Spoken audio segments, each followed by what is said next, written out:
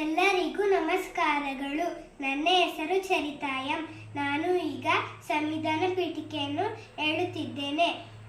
ಭಾರತದ ಪ್ರಜೆಗಳಾದ ನಾವು ಭಾರತವನ್ನು ಒಂದು ಸಾರ್ವಭೌಮ ಸಮಾಜವಾದಿ ಜಾತ್ಯತೀತ ಪ್ರಜಾಸತ್ತಾತ್ಮಕ ಗಣರಾಜ್ಯವನ್ನಾಗಿ ರೂಪಿಸುವುದಕ್ಕಾಗಿ ಭಾರತೀಯರೆಲ್ಲರಿಗೂ ಸಾಮಾಜಿಕ, ಆರ್ಥಿಕ, ರಾಜಕೀಯ ನ್ಯಾಯವನ್ನು ವಿಚಾರ, ಅಭಿವ್ಯಕ್ತಿ, ನಂಬಿಕೆ, ಧರ್ಮ ಮತ್ತು ಉಪಾಸನೆಯ ಸ್ವಾತಂತ್ರ್ಯವನ್ನು ಸ್ಥಾನಮಾನ ಮತ್ತು ಅವಕಾಶಗಳ ಸಮತೆ ದೊರೆಯುವಂತೆ ಮಾಡಲು ವ್ಯಕ್ತಿ ಗೌರವ, ದೇಶದ ಏಕತೆ, ಸಮಗ್ರತೆಗಾಗಿ ಎಲ್ಲರಲ್ಲಿ ಭ್ರಾತೃತ್ವ ಭಾವವನ್ನು ಮೂಡಿಸುವುದಕ್ಕಾಗಿ ದೃಢ ಸಂಕಲ್ಪವಾಗಿ ನಮ್ಮ ಸಂವಿಧಾನ ಸಭೆಯಲ್ಲಿ 1949 ನವೆಂಬರ್ ತಿಂಗಳ 26ನೇ ದಿನ ಈ ಸಂವಿಧಾನವನ್ನು ನಮಗೆ ನಾವೇ ಅರ್ಪಿಸಿಕೊಂಡು ಅಂಗೀಕರಿಸಿ